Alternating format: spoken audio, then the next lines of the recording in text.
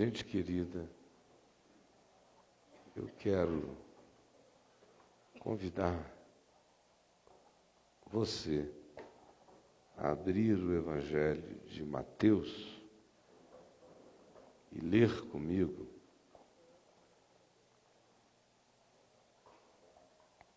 no capítulo 12, do verso 31 ao verso 37. Mateus 12, de 31 a 37. Por isso vos declaro, disse Jesus, em face da blasfêmia dos religiosos que diziam que ele expulsava demônios pelo poder de Satanás, de Belzebu. Então, em face disso, em razão disso, Jesus disse: vem esta minha declaração. Todo pecado e blasfêmia serão perdoados aos homens. Todo pecado e blasfêmia serão perdoados aos homens. Você pode ler isso comigo em voz alta, só essa frase? Todo pecado e blasfêmia serão perdoados aos homens.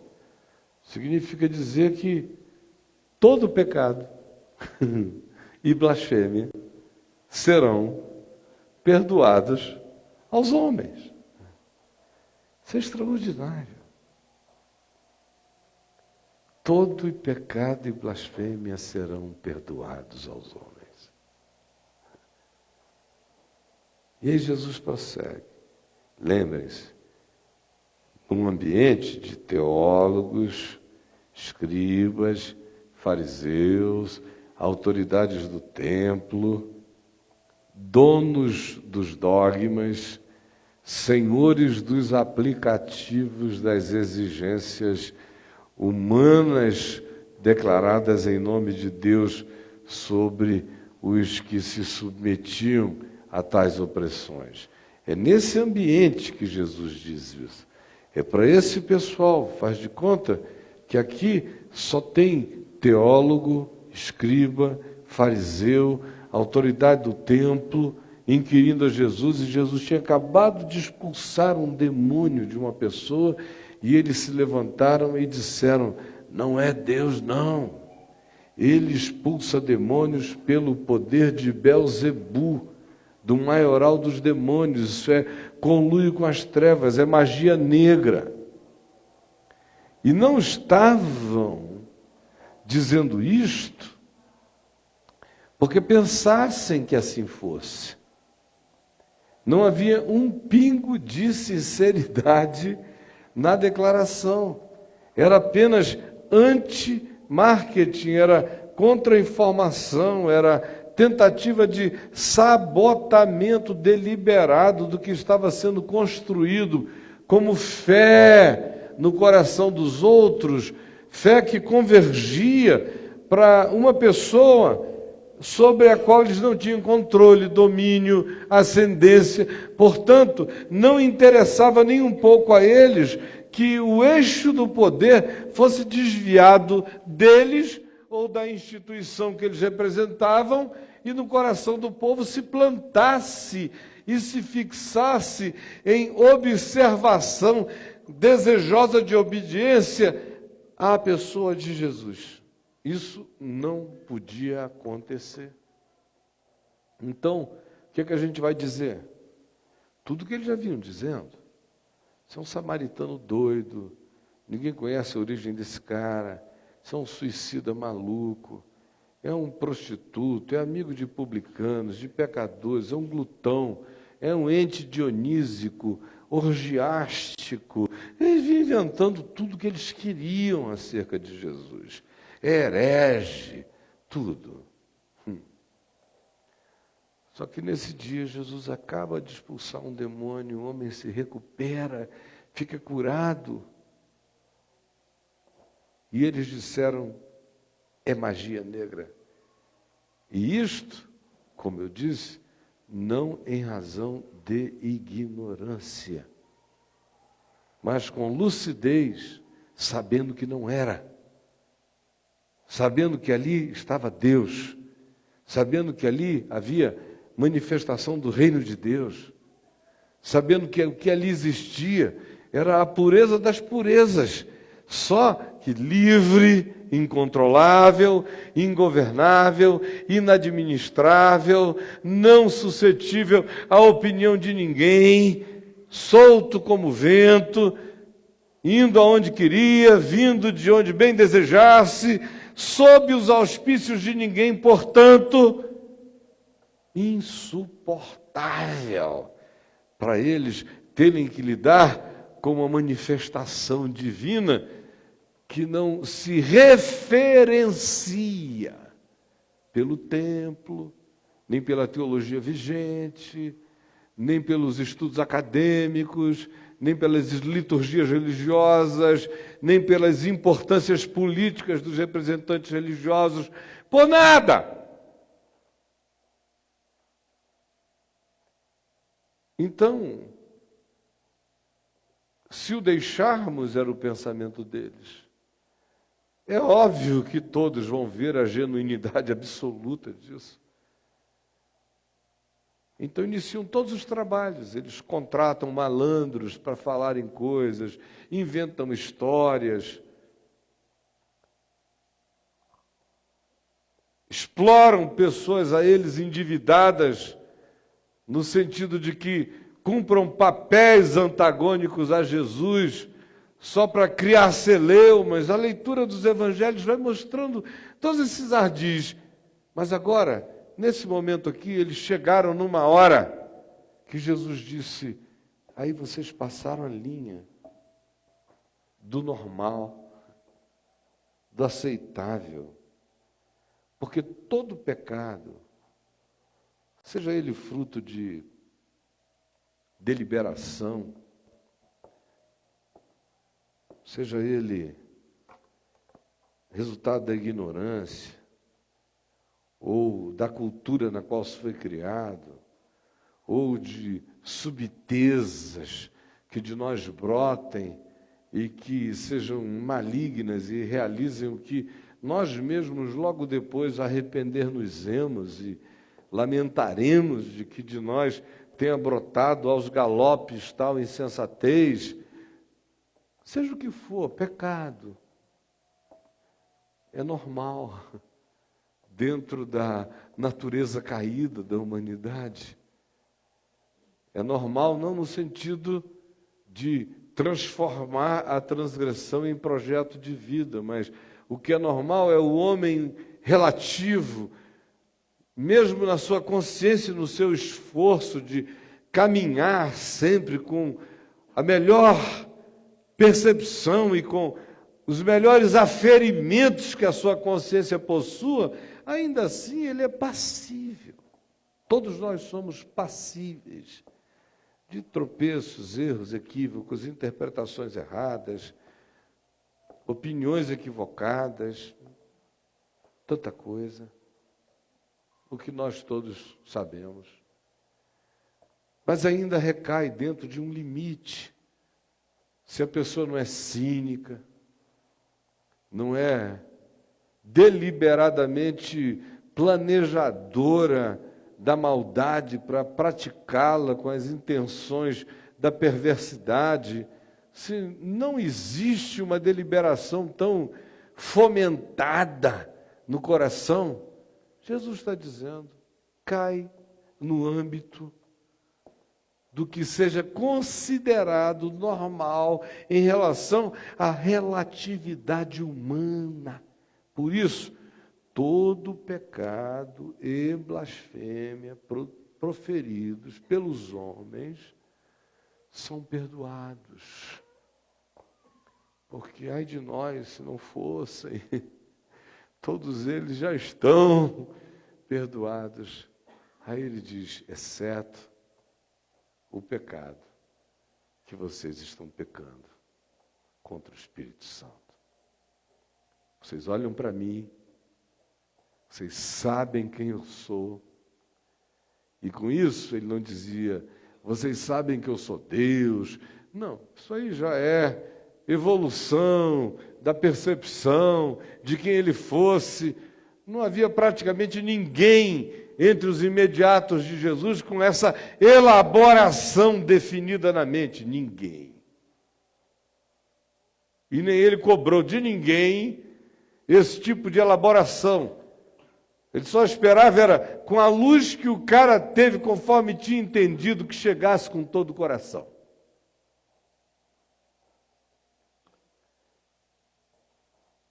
Então ele diz, olha, eu sei que vocês me veem, no mínimo, como um profeta do Eterno. Eu sei que vocês me veem, no mínimo, em equivalência com João Batista, só que um passo além, anunciando o reino de Deus. Eu sei que vocês sabem que o que vaza de mim é graça de Deus, é bondade de Deus, é misericórdia de Deus. Eu sei que vocês sabem que as minhas intenções não são intenções de nenhuma natureza, a não ser da proclamação dessa boa nova. Eu sou o grande otário enviado ao mundo apenas para amar. E vocês já sentiram isso. O que vocês não suportam é que o eixo das afeições mudou. O eixo das obediências voltou-se para mim. O eixo das admirações se posicionou em relação a mim. E vocês se viram marginalizados em relação a essa mudança, e é por isso que, não importando quem vocês saibam que eu sou, eu serei na boca de vocês apenas o que vocês acharem conveniente como detratamento de quem eu seja aos sentidos do demais. Ele disse, essa é a blasfêmia contra o Espírito Santo. É lúcida e conscientemente atribuir ao diabo o que a gente sabe com certeza que é Deus que está fazendo. Lúcida, fria e deliberadamente, só para liquidar o que quer que seja, com ódio da obra de Deus que não é como eu quero que ela seja, com ódio de ações de Deus que não combinam com o que eu ensinei a vida inteira, com ódio de que Deus exerça a sua liberdade de maneira tão antagônica ao fluxo da nossa ortodoxia pré-definida pelo nosso concílio. Vocês vejam como o pecado contra o Espírito Santo é uma coisa que demanda muita educação teológica, não é? Muita religiosidade, muita presunção de saber, muita arrogância dogmática,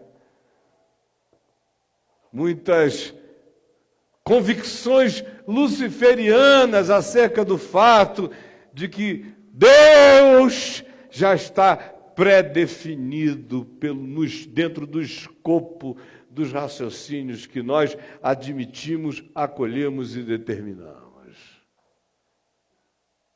Aí Deus, fora disso, ainda que a pessoa reconheça que é Deus, ele simplesmente diz, é, mas não poderia ser, portanto não será, porque é para além do meu interesse.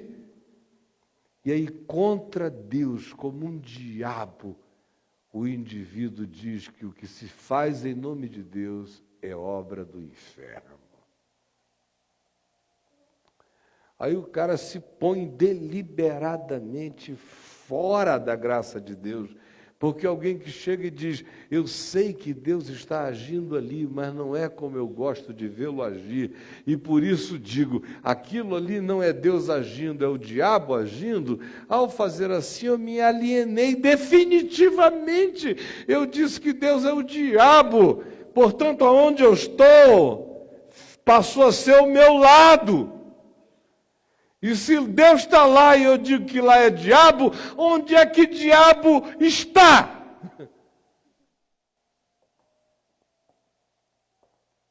Não tem nada complicado sobre blasfêmia com o Espírito Santo. Blasfêmia contra o Espírito Santo é uma deliberação lúcida e consciente que dá em muito pouca gente, e na maioria das vezes, quando dá, é gente cheia de teologia, de religião, e de dogmas e de convicções pseudo-sublimes.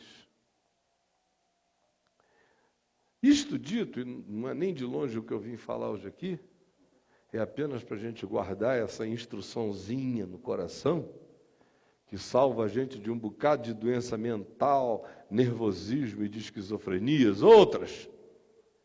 Prossigamos a leitura. Jesus então lhes diz, da seguinte maneira: esse que assim proceder, falar contra o Espírito Santo, não lhe será perdoado nem neste mundo e nem no outro.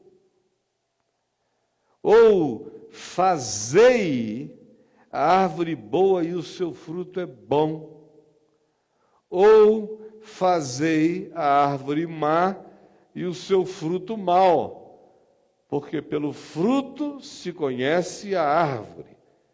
Raça de víboras, como podeis falar coisas boas sendo maus? Porque a boca fala do que está cheio o coração. O homem bom tira do tesouro bom coisas boas, mas o homem mau, do mau tesouro, tira coisas más. Digo-vos que de toda palavra frívola, idiotada, inconsequente, perversinha, que proferirem os homens, dela darão conta no dia do juízo. Porque pelas tuas palavras, porque com a tua boca, se tu confessares a Jesus como Senhor, e no teu coração tu credes que Deus o ressuscitou de entre os mortos, tu serás justificado com a tua boca e com as tuas palavras. E também pela tua boca e pelas tuas palavras, tu serás condenado. Vocês vejam que isso começa com essa gravidade da blasfêmia contra o Espírito Santo. Aí evolui, e ele diz, logo em seguida, no verso 33, algo que sempre me chamou a atenção, desde há muitos anos atrás, quando a expressão que ele usa é a seguinte: ou fazei a árvore boa e o seu fruto bom, ou fazei a árvore má e o seu fruto mau, mostrando-nos que existe uma certa artesanalidade, coparticipação, responsabilidade intrínseca do homem no produto do seu fruto apresentado na vida. Você se faz na árvore que você quer ser. Fazei a árvore boa e o seu fruto será bom. Fazei a árvore má e o seu fruto será mau. É estranho, mas até nisto, o Evangelho nos torna coparticipantes e corresponsáveis completamente e totalmente responsáveis ao final acerca de que tipo de produção da nossa vida brota. Ou seja, existe qualquer que pudesse ser, na época de Jesus não era o caso, mas hoje, qualquer que possa ser, a mitificação e o culto da natureza intrínseca, do DNA kármico, da natureza do ser que foi predesignado para produzir maldades, predesignado para produzir bondades. Você vai ter que apelar para quem você quiser, mas para Jesus não dá. Porque ele vem com esse realismo e diz: todo mundo é responsável por quem é, pensa, diz, fala e age. Vem ele e diz: tão responsáveis que pelas tuas palavras, que são as tuas produções, são os teus pensamentos, são as tuas cogitações, são as tuas elaborações, são os teus mundos, as tuas construções, são as tuas palavras, é o teu universo onde tu és Deus. É no ambiente das tuas palavras e dos teus pensamentos, dos seus sentimentos, dos teus desejos, aí aonde eu te constituí, Deus, diz Deus, não te tornes um diabo.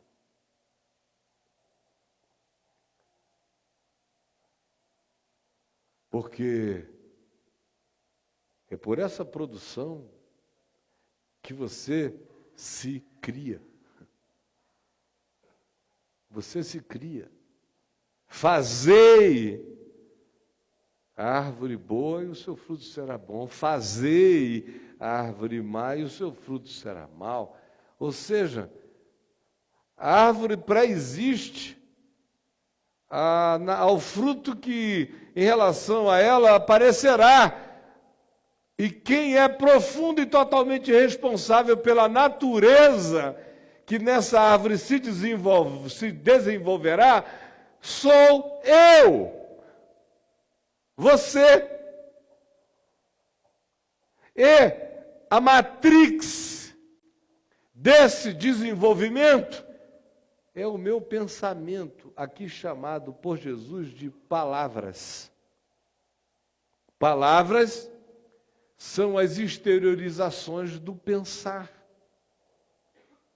Palavra já é o pensamento que ganhou código de compreensão exterior. É a representação do que me habita e de quem eu sou. Eu sou o que eu penso, eu sou o que eu sinto. E o que eu penso e eu sinto, toda vez que eu exteriorizo como palavra, expressando quem eu sou e quem eu sinto, a palavra gera uma concreção, a palavra gera uma criação, ela faz algo, ela realiza algo. Não só fora de mim, mas ela faz isso acontecer em mim. Ela faz a natureza daquela consistência, daquele conteúdo, a natureza daquele caráter sentido, pensado e declarado, ganhar concreção, concreção, concreção, caráter, definição,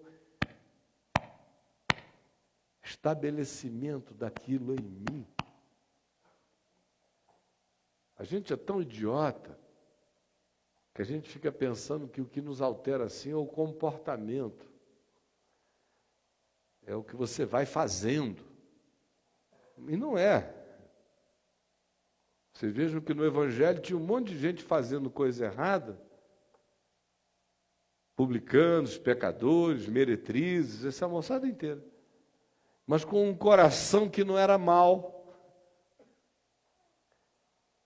Por outro lado, os que são acusados de maldade, denunciados a sua maldade por Jesus nos evangelhos, não são essas pessoas que tinham comportamento errado, são justamente as que não tinham comportamento errado, mas tinham todos os pensamentos, sentimentos e palavras tomadas pelos juízos da morte, e ainda que tudo girasse em torno de conveniência, porque no final, até quando levaram-no para a cruz, está dito, por inveja o mataram.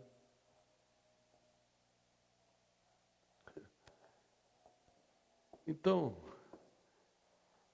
o que você e eu fazemos é super importante.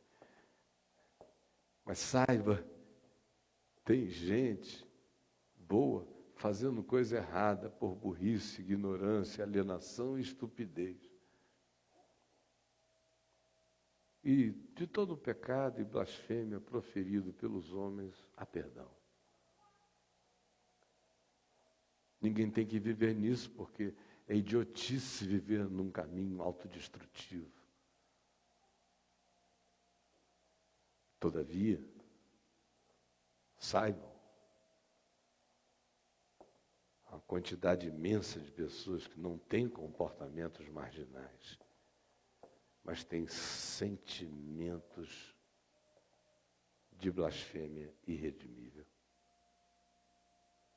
E vão se tornando, pelo pensamento, pessoas más, ainda que não tenham comportamentos sociais malignos, elas se tornam más, embora vestidas de bom comportamento.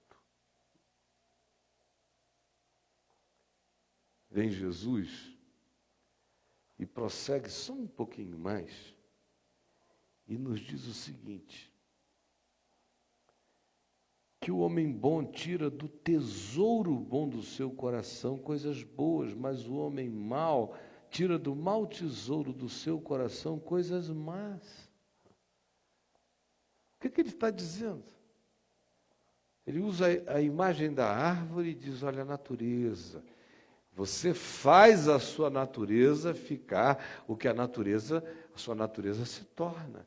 Você pode ser coparticipante da produção e na inclinação bondosa da sua natureza ou na perversão da sua natureza, pelo que você guarda, pensa e acumula, pelo processo que você chama de abstrato e até de não comportamentalizado, porque está apenas dentro de você, mas é aquele que é o moldador do seu caráter, ainda que você se vista de moço rico. Você será, cumprindo todas as exterioridades da lei, ainda assim um indivíduo malzinho na sua determinação.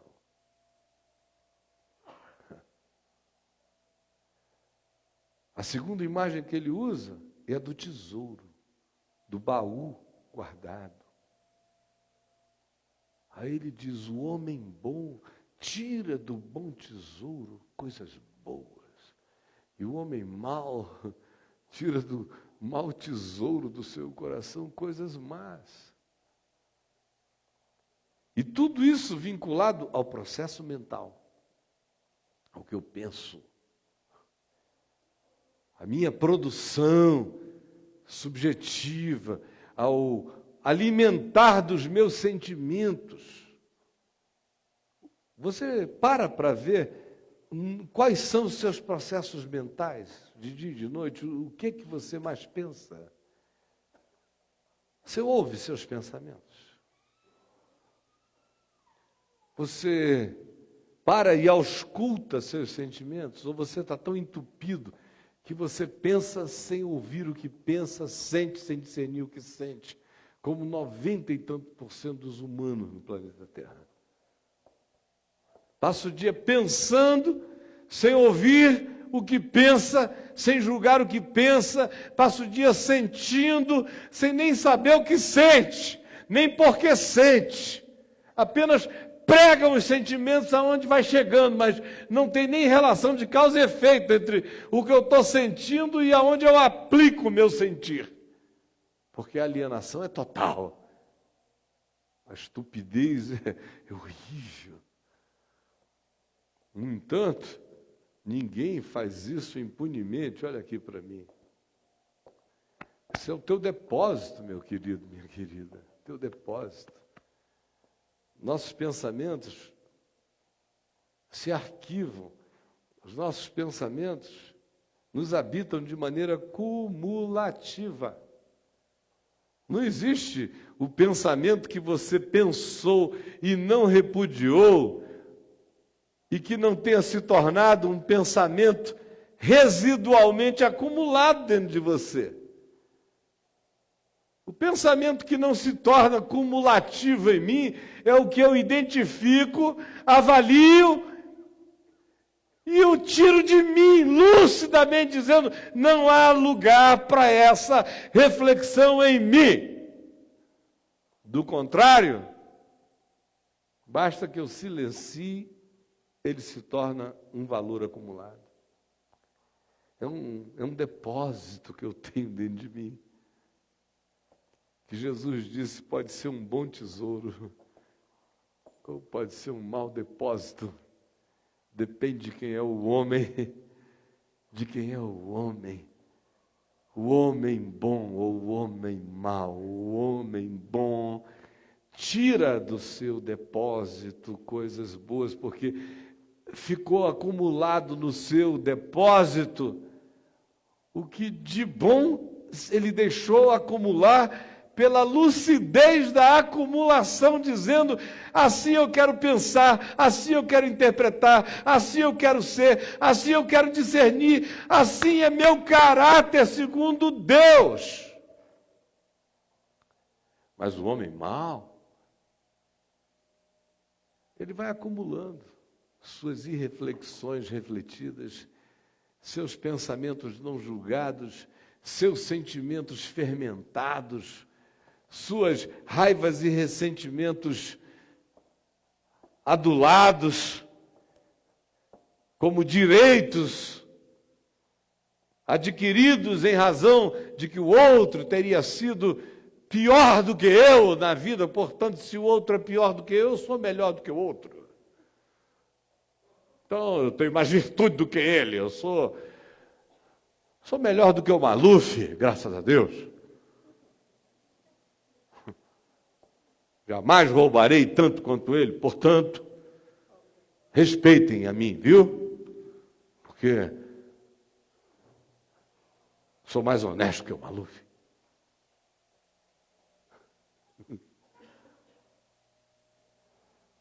Tudo gente má, pensamento perverso. O imposto de renda não vai te pegar. Você paga os impostos,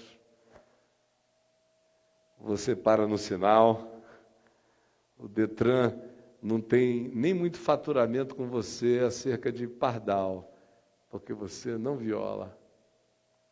Mas só Deus sabe o que você pensa enquanto se comporta. O que você pensa enquanto não adultera, o que você pensa enquanto não rouba, o que você pensa enquanto não mata, o que você fala, dizendo é melhor falar do que matar, é melhor anarquizar com ele do que ele ir lá e dar um soco na cara. Aí você vai fazendo, para continuar um cidadão bom, se tornando um ente humano mau.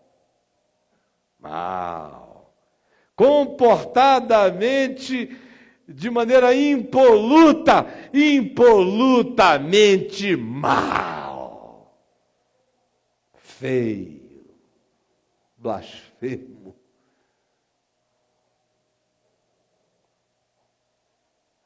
Eu só vim dizer isso. Cada um faça o que quiser com a verdade de Jesus. O diagnóstico está dado. O que ele diz é: fazei. Façam vocês tornarem-se pessoas boas ou mais. Façam vocês a árvore do ser de vocês deliberar pelo fruto da bondade, ao invés de deixarem o fluxo da natureza perversificada de vocês assumir tudo. Decidam. Vocês se tornam quem vocês querem ser no temor do Senhor. Persuadidos pelo temor de Deus, não com justiça própria, não na base do peito, com o coração quebrantado, mas persuadido pelo temor de Deus, eu me quebranto.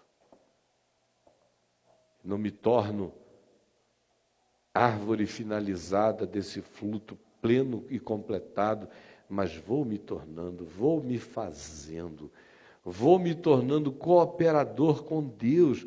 Aonde Deus quer a minha cooperação é no sentido da graça dele na minha vida. A gente fica sempre pensando que cooperar com Deus é mudar para a China e pregar lá. Você quer ser cooperador com Deus? Dá uma mãozinha, cara. Se transforme. Uma mãozinha, bicho. Cala a boca, pelo menos. Para de pensar estupidez. Fica com vergonha da produção fétida do teu raciocínio. Ajuda a Deus. Quer ajudar a Deus? Não se meta na vida de ninguém, não se meta na sua. Anteontem à noite eu estava com a Adriana ali e a Helena, nossa netinha que estava aqui com a gente, viajou ainda agora. E nós saímos juntos para jantarmos e fomos aqui numa quadra dessa, norte, ali numa pastelaria Viçosa, que tem lá um pastel gostoso, caldo de cana, esses negócios.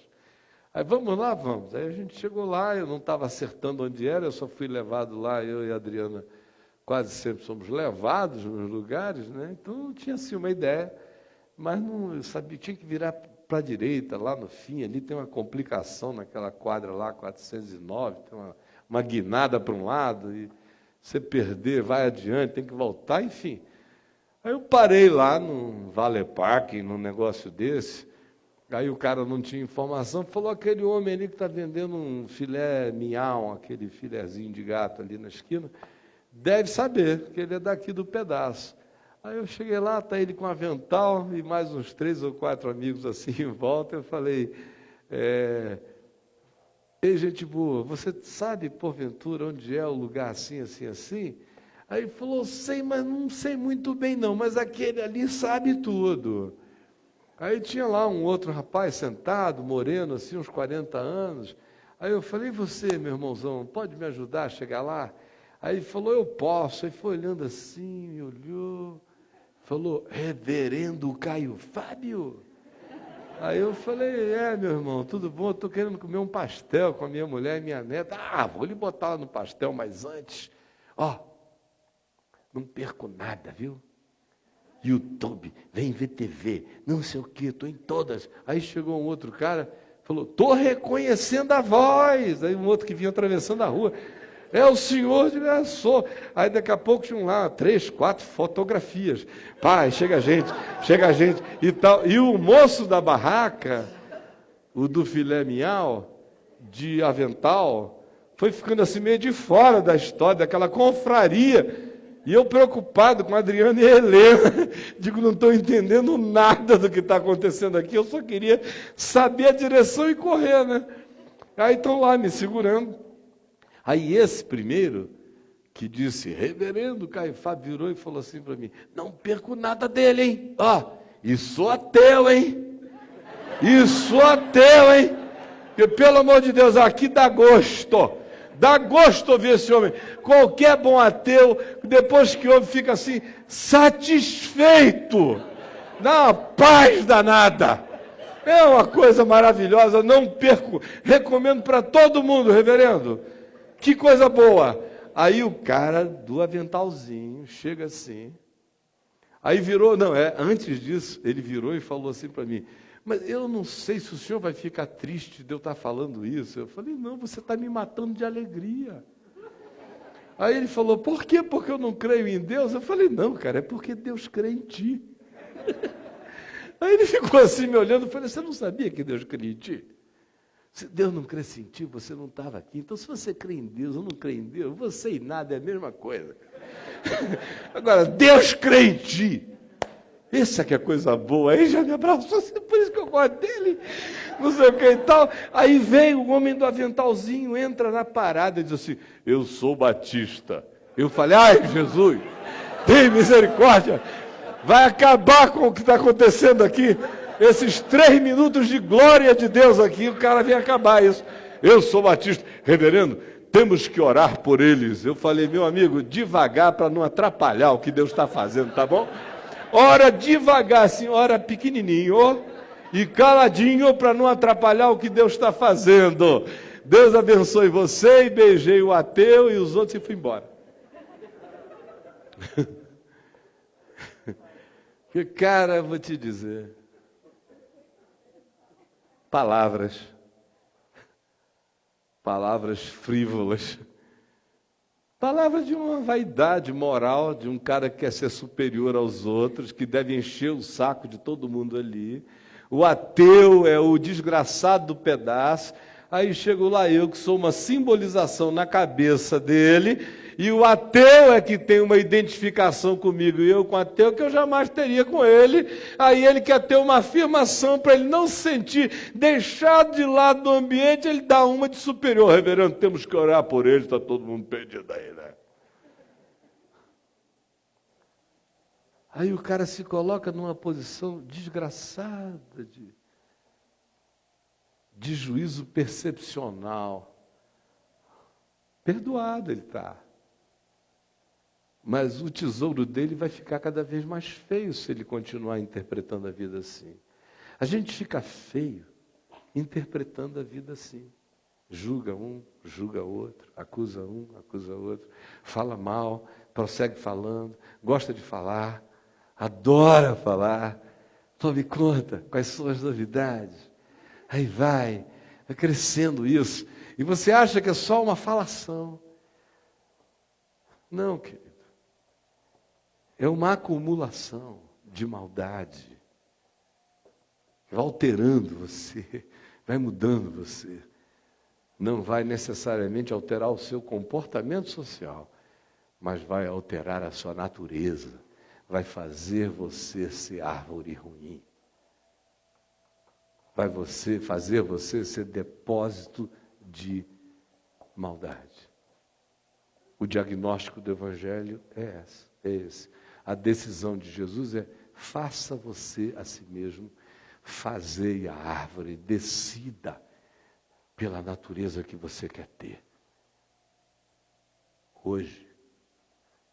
E seja cooperador de Deus no fazimento dessa construção de consciência, de caráter, de natureza e de tesouro.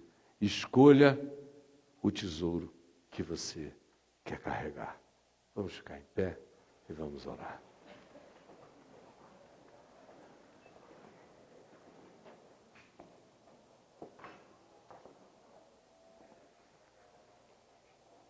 Senhor, aqui está o Evangelho, a Tua palavra, Jesus. Não tenho a menor dúvida que é a Tua palavra, de que nós ouvimos o Espírito de Cristo, o ensino do Evangelho, a verdade acerca da qual não há retoques a fazer, é óbvia como a luz. É óbvia como a luz, é clara. Por favor, ajuda-nos a nos tornarmos cooperadores de Deus como filhos amados, cooperando com o Espírito Santo no nosso coração, nos tornando solidários com a verdade de Deus em nós, para que ela gere acumulações de vida, tesouros do bem. Salva os nossos pensamentos, ajuda-nos a ouvirmos o que pensamos, o que falamos, o que cogitamos, a discernirmos o que sentimos, porque nós somos isso, o que a gente pensa, o que a gente sente, o que a gente alimenta, pensando e sentindo, é o que nós nos tornamos. Por favor, permite que a simplicidade desse diagnóstico não seja rejeitado por ninguém aqui, mas seja acolhido, e que em cada um de nós haja aquela vontade de nos fazermos sócios da natureza divina pela nossa rendição lúcida, deliberada e consciente ao Evangelho, pela fé, em nome de Jesus. Amém. Podem assentar-se. Gente boa, hoje nós temos a ceia do Senhor. E o Senhor Jesus foi quem disse aos seus discípulos: todas as vezes que vocês comerem do pão ou beberem deste cálice, façam isto em memória de mim, porque assim fazendo vocês anunciam a morte do Senhor, até que ele venha, o que completa Paulo. Pois bem, hoje nós falamos aqui do bom tesouro, do mau tesouro, de como nosso pensamento, nossas palavras, nossos sentimentos são a matéria-prima que a gente oferece para essa construção. Agora, quando nós estamos distribuindo o pão e o cálice com cada pessoa que está aqui hoje, eu quero pedir a você que tome, receba, espere para que tomemos juntos e, enquanto isso, reflita. Qual o pão que você vai comer? Se esse pão fosse uma síntese dos seus sentimentos e das suas palavras, eu lhe pergunto, você estaria comendo saúde ou estaria comendo veneno? Só me responda isso. Se esse pãozinho que está aí na sua mão, esse aqui, pelo amor de Deus, esse aqui tá do bom, viu?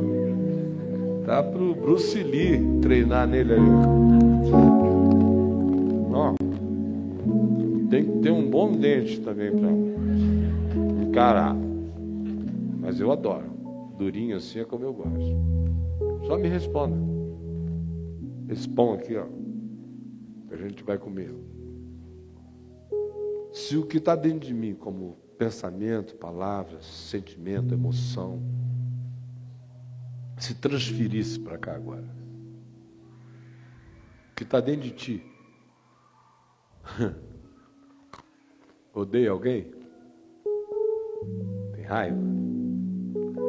Vontade de dar um pau em alguém? Juntar o cara, acertar feio? Pede a Deus que a justiça dele recaia sobre alguém? Você faz essa oração, Senhor, eu não, mas que a tua mão chegue lá, hein? O que você sente? Me fale da nobreza dos seus sentimentos, da pureza dos seus pensamentos, das suas motivações, ou nem tanto. Só me responda. Se tudo isso que está dentro de você virasse o pão que você vai comer, se a transubstanciação fosse essa, fosse sair o conteúdo total da sua alma transferido para o pão, me responda com honestidade, você comeria o pão que é você? Você comeria você? Você faria bem a você ou você é veneno puro? Estou nem falando para os outros, estou falando de você para você. Você se comeria? É a mesma pergunta que você tem que fazer. Você se casaria com você? Você se casaria com você? Ei, você acha que é uma boa? É legal? Gente, honestidade, esse pão sou eu. Esse cara sou eu. Eu como a mim mesmo. Por isso é que Paulo diz: quem come e bebe sem discernir o corpo, come e bebe juízo para si. Porque toda vez que eu como desse pão e bebo desse vinho, eu não estou comendo da virtude externa de Cristo, que não existe para se transformar em pão nem em vinho. Só se a gente crê em magia. Nós não cremos. Então, o pão que eu como sou eu. O vinho que eu bebo sou eu. Cristo em mim é meu alimento. Agora, eu cheio de mim sou o meu veneno. Nada disso tem a ver com Deus, é a gente que se faz bem, a gente se faz mal. Deus ensina a verdade. A gente pratica ou não pratica. Quando a gente pratica a verdade, ela em si realiza o bem de Deus em nós. Quando a gente luta contra a verdade, ela em si realiza o mal, que é óbvio que um estado de contradição produz em qualquer um.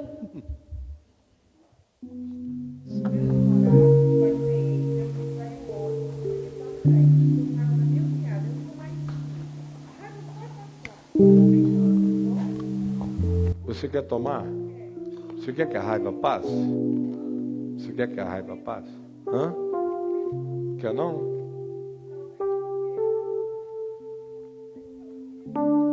Eu sei que está doendo. Fica aí que eu vou tomar contigo.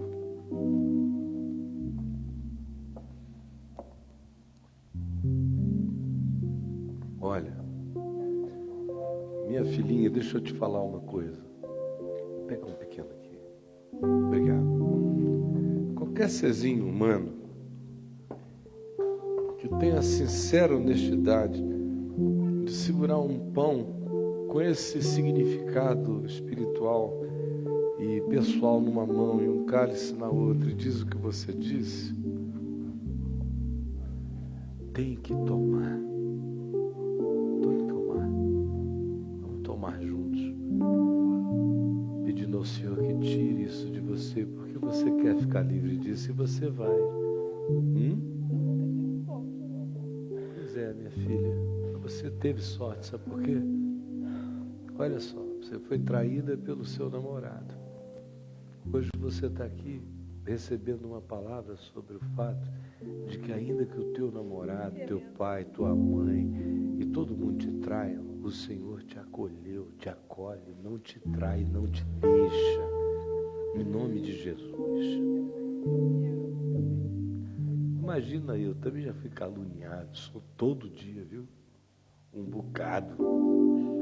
Mas a gente não fica como eles querem que a gente fique. A gente tem o poder de se fazer melhor. Em nome de Jesus.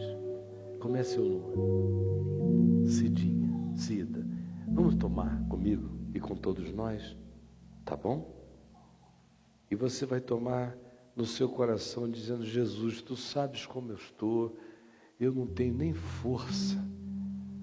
Mas eu peço que tu, na tua misericórdia, tires de dentro de mim o que eu não quero que fique em mim.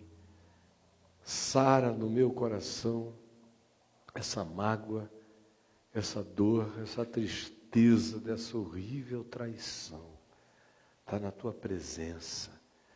Eu choro essas lágrimas como alívio, consolo e derramo tudo aqui diante de ti, porque tu és bom. E eu vou comer bondade, misericórdia, perdão todos os dias da minha vida. Em nome de Jesus, comamos todos nós junto com a Cida. E você, coma conosco agora, filha.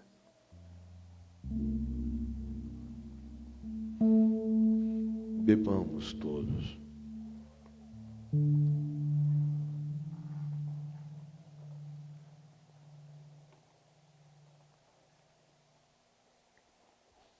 Deus te abençoe, em nome de Jesus. Senhor, tira todo o peso da alma dela agora, misteriosa e milagrosamente. Traz o teu alívio, teu descanso e a paz que excede a todo entendimento, em nome de Jesus. Amém. Deus te abençoe, filha. Por favor.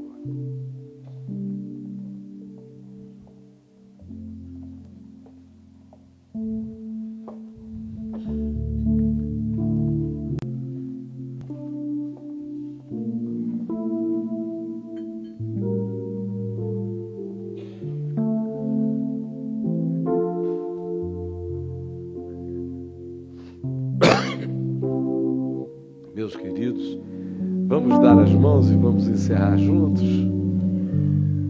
Queridos, vem cá, querido.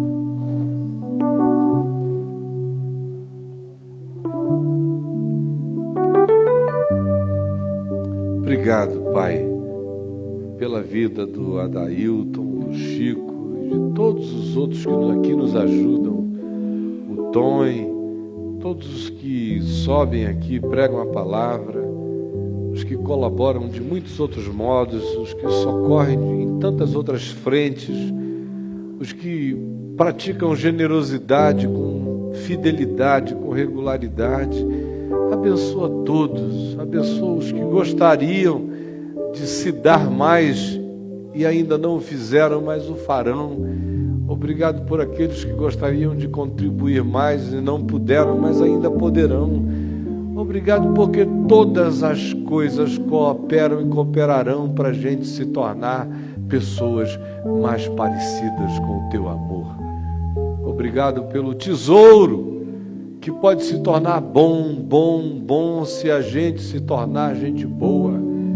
Salva-nos de alimentarmos a maldade em nós, que só nos devolverá e nos trará para a vida o que de mais horrendo de nós possa proceder.